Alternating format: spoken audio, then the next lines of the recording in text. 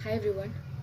ये question Pune university और Pataliputra university 2025 में पूछा गया है और ये है theory of real analysis paper का चैप्टर 1 से क्वेश्चन। तो चलिए इसको सॉल्व करते हैं। तो पहला क्वेश्चन है, इसका लेफ्ट हैंड लिमिट और राइट हैंड लिमिट पता करना है x टेंड्स टू 0 पे। तो पहले लिखेंगे right hand limit of f of x at x equal to 0 is equal to limit h tends to 0, यहाँ हो जाएगा f ऑफ 0 प्लस h। तो ये हो जाएगा limit h tends to 0 f of h। तो जहाँ जहाँ x है वहाँ क्या डाल देंगे, h डाल देंगे।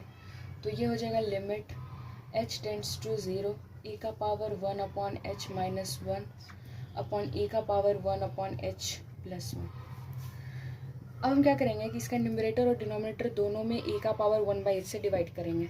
तो इससे क्या फ़ायदा होगा कि जब 1 बाई ये तो 1 हो जाएगा और यहाँ हो जाएगा 1 बाई e का power 1 upon h equal to e का पावर माइनस 1 अपॉन h आ जाएगा।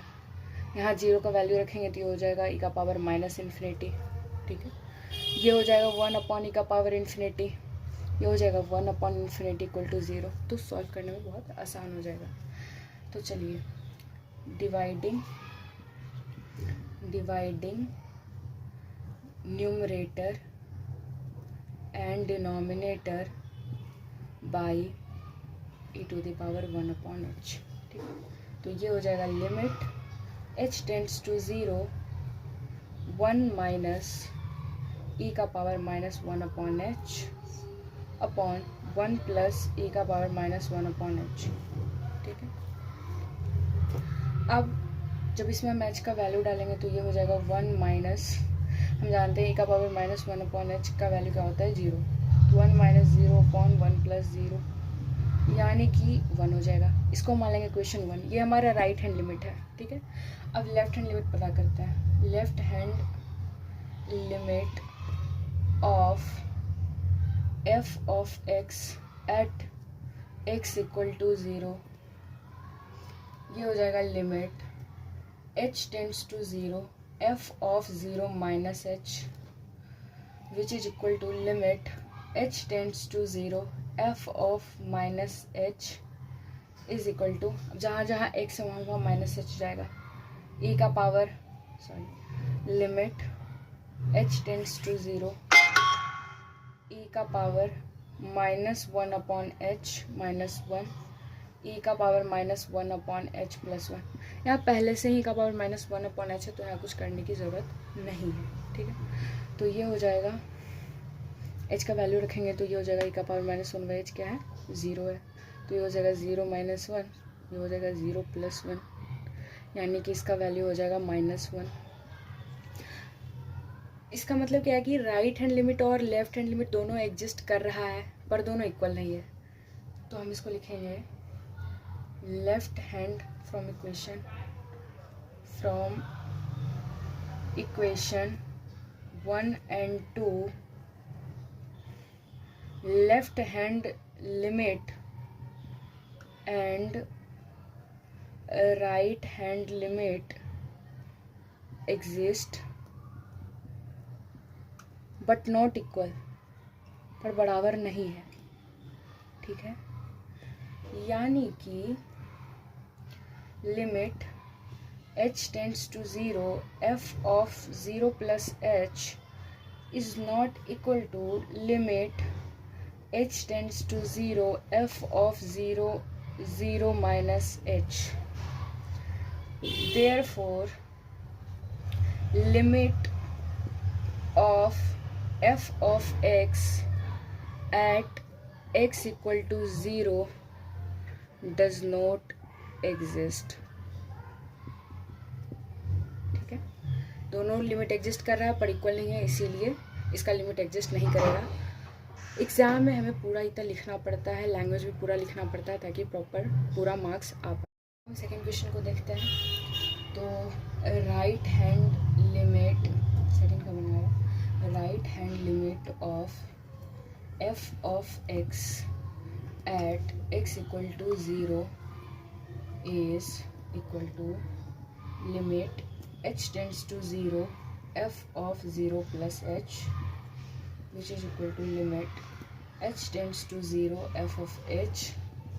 तो f ऑफ h तो ये क्या हो जाएगा, limit h tends to 0 e का power 1 upon h upon e का पावर 1 अपॉन h प्लस 50। तो जैसा कि हम पहले क्वेश्चन में भी देखे थे कि अगर e का पावर 1 अपॉन h है तो कोशिश करना है e का पावर माइनस 1 अपॉन h बनाने के लिए। तो again dividing numerator and denominator by e का पावर 1 अपॉन h। तो ये हो जाएगा लिमिट h टेंड्स टू 0, हो जाएगा 1 और ये हो जाएगा 1 plus e to the power minus 1 upon h। और हमें पता है कि इसका वैल्यू क्या होता है, 0। तो ये हो जाएगा 1 अपॉन 1 प्लस 0 1। इक्वेशन 1। अब राइट हैंड लिमिट, अब लेफ्ट हैंड लिमिट पता करेंगे। तो left hand limit of f of x at x equal to 0 is equal to limit h tends to 0 f of 0 minus h is equal to limit h tends to 0 f of minus h। तो ये हो जाएगा limit h tends to 0 e का power minus 1 upon h upon e का power minus 1 upon h plus 1, जहाँ x समा minus h रख दिया। अब हम जानते हैं इसका वैल्यू क्या होगा, 0। ठीक है, तो ये हो जाएगा 0 अपॉन 0 प्लस x का ये क्या है, 1 होगा ना, प्लस 1। तो 0 अपॉन 1 क्या हो जाएगा, 0। इससे भी क्या पता चलता है, from equation 1 and 2, from equation 1 and 2 we can say that left hand and right hand limit exist but not equal। ठीक है, that is limit h tends to 0 f of 0 plus h is not equal to limit h tends to 0 f of 0 minus h, which shows that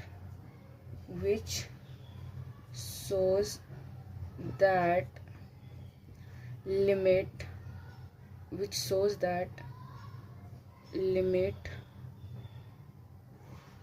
does not exist at x equal to 0।